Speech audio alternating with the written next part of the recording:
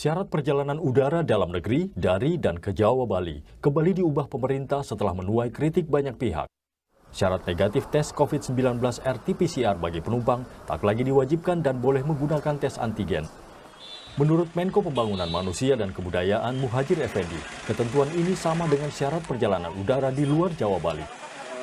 Jawa dan Bali, perjalanan udara tidak lagi mengharuskan menggunakan tes PCR, tetapi cukup menggunakan tes antigen. Sama dengan yang sudah diberlakukan untuk wilayah luar Jawa, non-Bali. Sesuai dengan usulan dari Bapak Mendagri.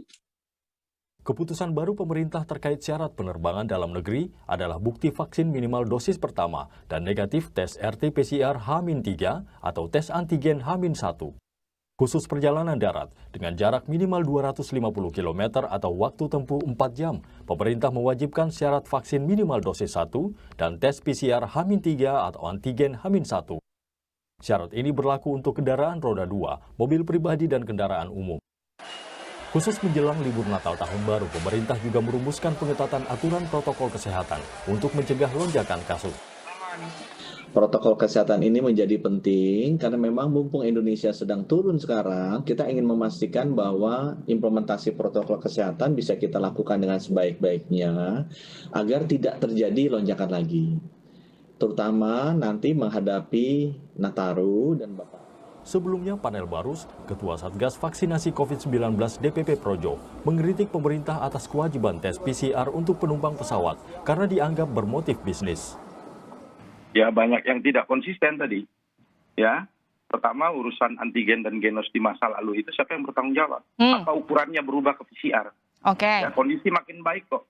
Dan ini tidak sejalan dengan keinginan presiden bahwa ke depan recovery ekonomi harus cepat kita lakukan. Karena dengan syarat PCR ini seperti yang tadi disampaikan, tiket pesawat 500.000, PCR-nya 750.000. Akhirnya orang tidak jadi terbang.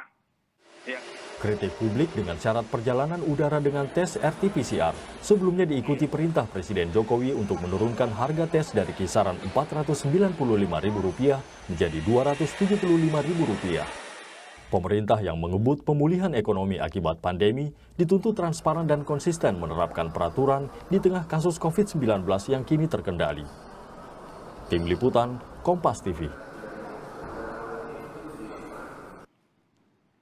Saudara, pengetatan perjalanan udara dalam negeri dengan syarat tes wajib PCR kini berubah dengan dibolehkannya tes antigen bagi penumpang. Di tengah polemik ini, investigasi majalah Tempo yang menyoroti dugaan bisnis tes PCR sebagai syarat perjalanan. Kita akan bahas selengkapnya bersama Hussein Abri Dongoran, redaktur majalah Tempo. Kemudian ada Bakri HM, anggota Komisi 5 DPR dari fraksi Partai Amanat Nasional. Juga kami terus menghubungi pihak pemerintah, namun sampai saat ini belum dapat bergabung. Kami ingin mengetahui bagaimana kemudian syarat untuk terbang di antara Jawa Bali ini berubah cepat dari PCR ke antigen. Selamat malam Bapak-Bapak. Selamat malam, Assalamualaikum warahmatullahi wabarakatuh. Waalaikumsalam. Malam, Hussein dan Bung Bakri. Saya ingin tanya dulu Bung Hussein dari Tempo. Hari ini Tempo menurunkan laporan lewat majalah Tempo. Sebenarnya kalau dari digital dari sejak hari Sabtu ya. Tapi saya ingin tanya, dalam laporan Tempo menyebutkan adanya, saya harus katakan ini, konflik kepentingan bahwa perusahaan-perusahaan pemilik perusahaan PCR yang besar, ya kita sebut saja, Anda sebutkan misalnya di majalah Tempo ada GSI, ada Bumame, ada Intibios ya kalau tidak salah, itu terkait juga dengan konglomerat dan menteri-menteri yang ada di kabinet saat ini. Benar demikian?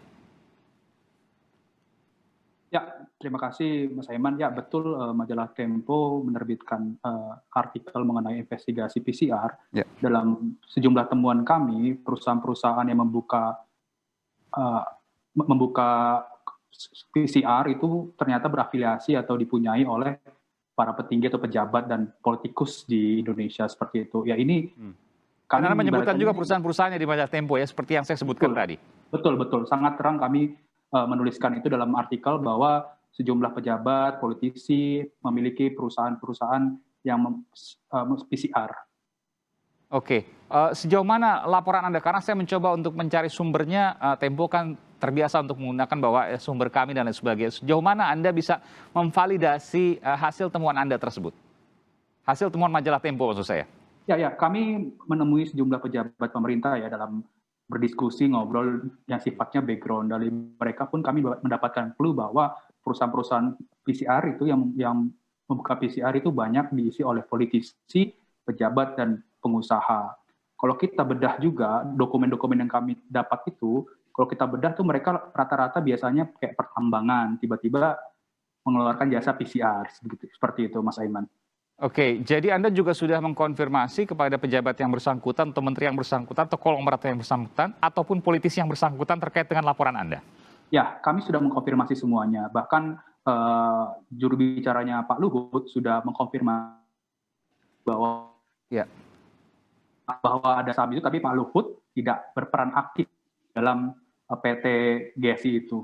Dan tidak menerima sekian persen. Ya, saya sebutkan ya, ini saya akan bacakan, termasuk juga Bung Bakri mungkin bisa mendengarkan juga. Ini laporan dari majalah Tempo, bisnis misalnya GSI Lab, ini salah satu lab PCR yang besar di Indonesia ya. Ini ada disebutkan PT Indika Energi yang berafiliasi dengan Arsyad Rashid, kini Ketua Kadin. Kemudian juga berafiliasi dengan PT Toba Sejahtera dan Toba Bumi Energi, terafiliasi dengan nama Menko Marinvest Luhut Binsar Panjaitan. Ada juga Yayasan Adaro Bangun Energi yang merupakan milik perusahaan kakak dari Menteri BUMN Erick Thohir. Lalu kemudian Yayasan North Star Bakti Persada didirikan oleh Patrick Waluyo dan Glenn Sugita. Yayasan menguasai sekian ratus lembar. Ini juga terkait dengan GSI Lab. Ini baru satu nih, belum ketika bicara soal Bumame, lalu kemudian ada lagi Inti Bios ya. Ya, Bung Hussein? Bung Hussein? Ya. Jadi itu yang kemudian saya bacakan. Gamblang Anda tuliskan di sini. Jadi Anda sudah mengkonfirmasi dan menyatakan bahwa benar terafiliasi dengan nama-nama seperti itu yang kemudian saya bacakan tadi. Pak Luhut, ada juga kakak dari Menteri BUMN Erick Thohir, ada juga Ketua Umum Kadin, dan beberapa konglomerat lain, termasuk juga politisi dari beberapa partai. Betul, dari dokumen yang kami terima betul seperti itu. Dan yang paling menarik Mas Aiman, ada salah satu perusahaan yang pemiliknya itu pernah berkasus korupsi IKTP. Oke, lalu kemudian, tapi kan tidak berkasus korupsi IKTP disebut-sebut maksudnya ya? Tidak sampai ke persidangan? Disebut-sebut terlibat dalam kasus IKTP. Oke, Anda menyebutkan salah satu yang namanya kemudian terafiliasi dengan perusahaan lab PCR yang mungkin paling besar di Indonesia? Ya. Oke, meskipun kita menganut asas praduga tak bersalah, tapi oke lah, bahwa itu kemudian yang menjadi temuan Anda. Kalau dari PAN ada politisinya, kalau saya sebutkan di sini mungkin ada beberapa partai yang Anda sebutkan tadi, diantaranya adalah Nasdem ya, Anda sebutkan di majalah Tempo. Partai apa saja yang kemudian Anda sebutkan, majalah Tempo sebutkan di sini? Yang baru kami temui seperti dalam tulisan baru Nasdem saja, tapi kalau Pak Luhut kan juga politisi Golkar ya. Golkar, seperti itu. Baik. Baru dua itu, dan kami ini kan P3 ini seminggu ya, itu pun kami rasa masih banyak nama-nama yang belum terungkap ya dari berbagai partai lain yang ikut dalam. Tempo meyakini masih ada nama-nama lain yang belum terungkap dan terkait dengan lab PCR yang besar di Indonesia. Dan ini kaitannya ke konglomerat, politisi, bahkan pejabat di Indonesia. Kami sangat yakin ya Mas Aiman. Kenapa? Karena ini kan gula dalam pandemi. Artinya banyak berpikiran bahwa pandemi ini bukan musibah tapi berkah untuk mencari cuan besar dan cepat di dalam PCR. Karena kenapa? Seperti yang dijelaskan dalam artikel itu, kalau kita breakdown satu PCR itu rata-rata nggak sampai 200.000, bahkan kalau alatnya dari China itu nggak nyampe 100.000 bisa Oke. untuk modal PCR. Nanti kita akan kupas bagaimana harganya dan bagaimana pula besar keuntungannya, termasuk bagaimana pula kemudian Komandan Penanganan COVID di Indonesia terkait dengan lab PCR. Apakah itu etis atau tidak? Bagaimana nanti kita akan coba untuk menggali, termasuk kita akan menghubungi juga dari pihak Pak Luhut Binsar Panjaitan. Masih bersama redaktur majalah Tempo, Hussein Abri Dongoran dan juga Bakri Hakim, maksudnya Bakri HM, anggota Komisi 5 DPR dari fraksi Partai Amanat Nasional. Kami juga masih menghubungi pihak pemerintah, namun sampai saat ini belum dapat bergabung. Bung Bakri, saya ingin bertanya pada Anda, ini kan terungkap di majalah Tempo meskipun masih ada pro dan kontra, tapi kemudian juga tidak dibantah oleh narasumber yang bersangkutan ketika saya baca juga misalnya Pak Luhut, juru bicara Menko Marinvest, Jody Maharti mengatakan bahwa Pak Luhut tidak membantah memiliki perusahaan-perusahaan yang terafiliasi dengan salah satu lab PCR tersebut, meskipun mengatakan tidak pernah mengambil insentif atau dividen dari situ. Komentar Anda? Ya baik, Mas Haiman, terima kasih juga. Assalamualaikum warahmatullahi wabarakatuh. Waalaikumsalam. Selamat maghrib ya. Ya, saya sudah mendengar tadi dari Pak Hussein banyak hal yang disampaikan oleh beliau terkait dengan masalah PCR dan termasuk juga Anda terkejut nggak, masalah Bung Bakri? harga dan segala-galanya. Saya pikir kalau kita lihat, kalau Bung Bakri, kita sebentar, Bakri. lihat Anda dari terkejut apa yang nggak? disampaikan oleh Mas Hussein itu, ya salah satu penyebab mungkin naik turun harga itu karena pelakunya itu, kalau orang-orang itu memang betul pelakunya, saya pikir itu yang penyebabnya mungkin. Nah, jadi sportivitas terhadap orang-orang yang melakukan bisnis itu saya pikir tidak terlalu transparan ya. Sehingga pemerintah, saya dengar, saya juga baca di beberapa media, pemerintah itu sudah sampai 4 kali merubah harga PCR ya, yang dulu hampir di atas 1 juta, sekarang hari ini ada yang 300.000, ada yang 275.000. Nah ini membuat masyarakat bingung. Jadi dari awal sampai akhir ini membuat masyarakat awam pun berpikir bahwa ini tidak transparannya pemerintah dalam pengelolaan PCR ini. Padahal tahu kita PCR ini bagian daripada terpenting ya dalam rangka membantu pemerintah untuk menanggulangi. Saya paham kecurigaan Anda, tapi saya ingin tanyakan langsung. Apakah ini termasuk skandal?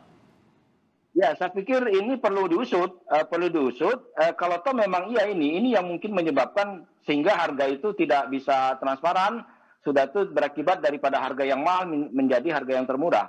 Saya pikir Pak Hussein, saya setuju aja, Mas Sunabri, kalau toh memang ini ditindaklanjuti dan dilacak sampai ke akar-akarnya.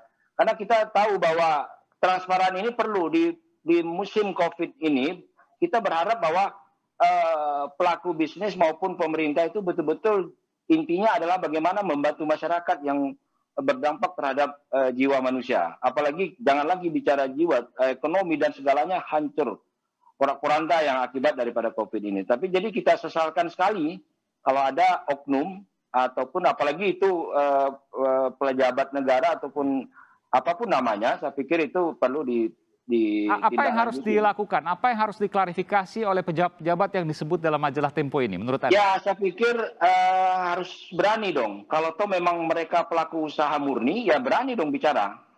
Mereka berani bicara, modalnya berapa, untungnya berapa. Ya, jangan sampai yang membuat masyarakat bingung hari ini di Indonesia boleh dikatakan sudah hampir 4 kali turun. Bayangilah, dulu 1 juta kok sekarang bisa sampai 275.000 untuk... Dulu 2 juta, Bung Bakri. Ya, dulu 2 juta. 2 juta betul. Belum yang kalau 3 jam atau 6 jam keluar bisa 6 juta dulu. Betul. Ini kita takutnya. Jadi ini apakah diakibatkan oleh adanya oknum-oknum ini atau bagaimana? Oleh sebab itu saya pikir melalui Bapak Presiden meminta kepada yang terkait untuk membongkar mafia ini. Kalau toh memang itu nyatanya ya saya pikir sesuatu yang betul-betul. Tapi begini, Bung Bakri, bahwa ada menteri, ada politisi yang memang dari sebelum menjabat mereka sudah pengusaha, begitu ya? Lalu kemudian terkait dengan informasi seperti ini PCR. Jadi bagaimana membedakan ini yang boleh, ini tidak boleh menurut Anda? Iya, saya pikir kalau toh memang mereka pelaku usaha bisnis nggak masalah. Yang susahnya ini kemurnian daripada usaha itu benar tidak ada kepentingan lain atau tidak. Jangan kita berharap kalau toh memang pejabat ataupun bisa membedakan. Yang membuat orang curiga, ya terus saja membuat curiga, karena adanya si A, si B ini sudah itu harga yang berubah-berubah. Nah, kita tahu bahwa pada posisi begini kita berharapkan semua, baik pelaku usaha maupun pemerintah, ini betul-betul berkorban, ya. Orang banyak rugi hari ini, tapi kok di lain sisi ada yang mendapat keuntungan yang tidak tanggung-tanggung. Kalau kita bayangkan 2 tahun COVID ini berjalan, Bung Aima bisa hitung aja kira-kira berapa. Oleh sebab itu ini harus betul-betul diselesaikan, dibuka setransparan mungkin. Apakah memang ada unsur lain atau bagaimana, saya pikir nggak masalah. Kalau toh memang mereka bicara soal mereka latar belakangnya pengusaha, ya transparan aja bicara pengusaha. Nah ini membedakan inilah. Jadi maksud saya posisi-posisi ginilah sebenarnya pemerintah ataupun pengusaha harus berada dekat masyarakat. Oke, Bung Hussein, pertanyaan yang sama, apakah ini skandal? Menurut berbagai narasumber termasuk epidemiologi, ini bisa disebut skandal dan aturan-aturan yang dikeluarkan itu sangat janggal, Mas Aiman. Aturan yang dikeluarkan sangat janggal. Anda bisa menjelaskan? Karena berubah-ubah, seperti Bang Bakri yang tadi jelaskan, ini berubah-ubah dan hari ini kan akhirnya hanya syarat antigen kan yang dipakai untuk penerbangan Jawa Bali. Artinya itu juga pertanyaan ada aturan yang keliru yang dikeluarkan oleh pemerintah dan sekarang direvisi oleh pemerintah itu sendiri. Ini soal transparansi, Anda mau mengatakan itu, transparansi perubahan dari PCR, dari antigen ke PCR, lalu kemudian balik lagi ke antigen, dan juga transparansi soal pemilik perusahaan yang politisi, menteri, pengusaha, pejabat, itu yang kemudian hilang dari isu ini. Bung Hussein. Betul, transparansi sangat penting dalam penanganan pandemi, termasuk dalam kebijakan, termasuk dalam penentuan harga untuk PCR ini. Karena kan kalau kita mendengar penjelasan pemerintah kan hanya dikasih tahu sekian ratus ribu tanpa dijelaskan, tanpa di breakdown apa detail-detail harga itu dan berapa maksimal keuntungan yang diambil oleh pengusaha. Berdasarkan investigasi Tempo, berapa sih harga PCR yang tepat, yang pas, yang wajar? Ada 2 versi ya Mas Aiman. Yang pertama versi yang kami dapat dokumen dari pemerintah, di situ tertulis tak sampai 205.000. 205.000, tidak sampai? Sampai 205.000. Oke. Komponen paling mahal adalah reagen yang sekitar 195.000. Sisanya itu untuk bayar nakes maupun biaya rumah sakit atau fasilitas kesehatan seperti itu. Dan yang kedua ada juga PCR yang dilakukan oleh pakai mesin-mesin dari China, itu sistemnya sistem BKO ya. Saya bertemu dengan... BKO maksudnya gimana?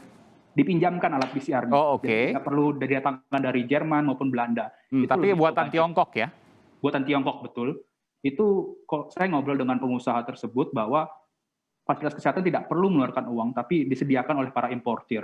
Dalam artian, importir itu memberikan mesin dari Tiongkok yang tak sampai harganya 400 juta, tapi diikat para fasilitas kesehatan itu harus membeli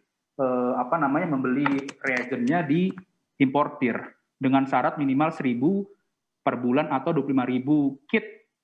Nantinya alat itu menjadi milik fasilitas kesehatan. Dalam tulisan kami tuliskan juga, breakdown juga, artinya nanti itu pendapatan fasilitas kesehatan bisa lebih dari 10 miliar.